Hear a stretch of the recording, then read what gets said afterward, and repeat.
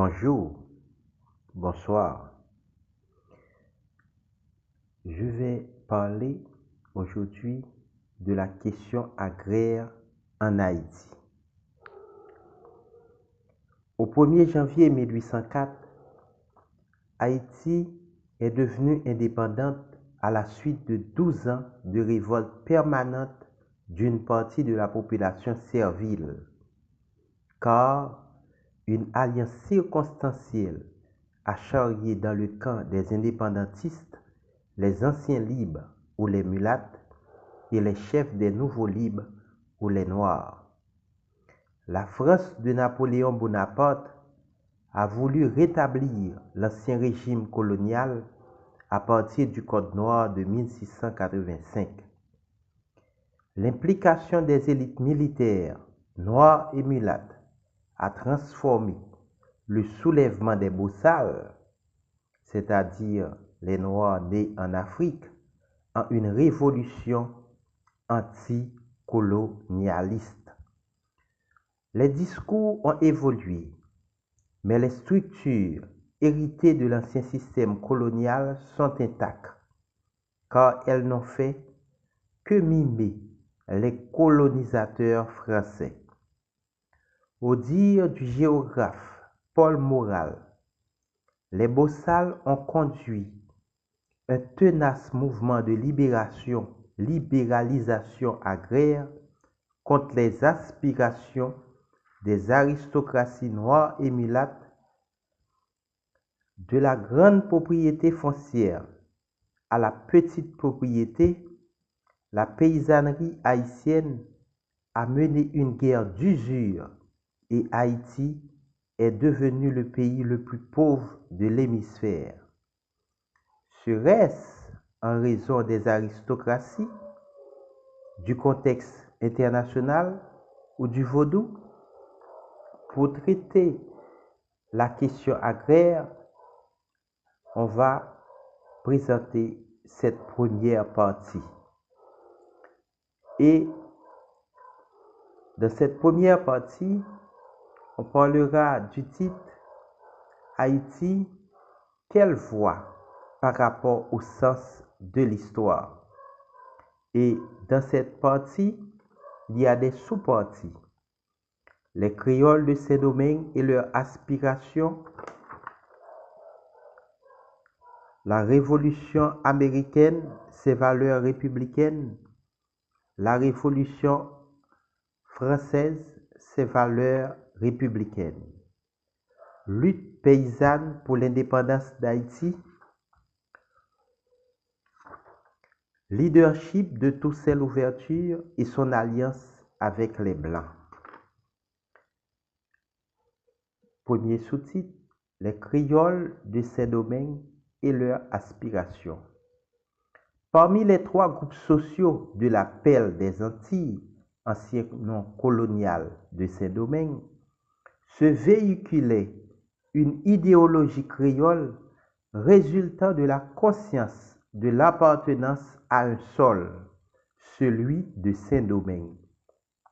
Cette identité créole de la part des Blancs français, nés dans la colonie, ajoutée à l'envie des assemblées coloniales et des avantages commerciaux de leurs homologues britanniques, a été à l'origine des premières révoltes des XVIIe et XVIIIe siècles. Bon, là, je parle du mouvement autonomiste des planteurs blancs. Puis, voulant le maintien de l'esclavage à Saint-Domingue et soustraire cette dernière à l'influence de la Révolution française de 1789, les Blancs créoles, associés à d'autres, ont mené d'abord une lutte autonomiste.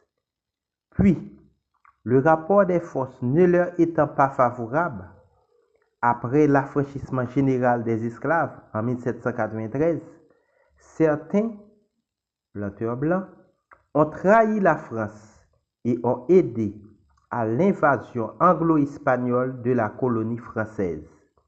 Mais contrairement à la Martinique et à la Guadeloupe, prises par les Anglais en mars-avril 1794, Saint-Domingue grâce à l'appui des anciens et des nouveaux libres, a refoulé chez eux les Espagnols en 1795 et les Anglais en 1798.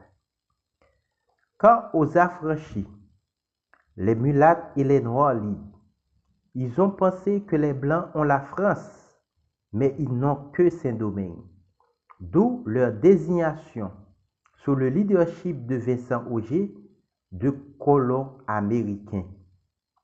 Ils ont été des propriétaires moyens et ont voulu le maintien de l'esclavage, au point d'accepter la déportation, entraînant leur assassinat au môle Saint-Nicolas en 1792 des 300 esclaves appelés Suisses qui ont combattu auprès d'eux à Pernier dans l'Ouest en septembre 1791. Et commentant l'événement, l'historien Beaubrun-Ardouin a écrit que c'est une grande faute politique de la part des leaders mulattes Lambert, Beauvais et Pierre Péchina. Le système colonial français les a orientés vers une carrière militaire dans la milice et la maréchaussée. Les affranchis ont mené une lutte légaliste en se soumettant aux lois métropolitaines. Après l'affranchissement général des esclaves, certains ont trahi la France, soit en s'alliant à l'invasion anglo-espagnole, tels les mulattes Savary et Jean-Baptiste Lapointe, ou soit avec Jean-Louis Villatte, essayant de s'emparer du pouvoir colonial le 20 mars 1796 pour arrêter l'ascension des nouveaux libres ou anciens esclaves. Les esclaves ont été rejoints par les Noirs libres pour mettre fin à l'esclavage. Cette alliance entre les Noirs a permis le passage des élites religieuses relevant du vaudou aux élites militaires comprenant les nègres créoles utilisant le style de combat occidental et les nègres bossales nés en Afrique combattant en ayant leur magie et la tactique de guérilla. Sans doute, grâce aux esclaves domestiques, des rumeurs concernant les révolutions américaines et françaises leur sont parvenues. Ça, c'est la fin de la première partie du thème la question agraire en Haïti. Merci. Je vous en prie de vous abonner à mon chaîne YouTube pour écouter notre enseignement sur l'histoire d'Haïti. Merci, à la prochaine.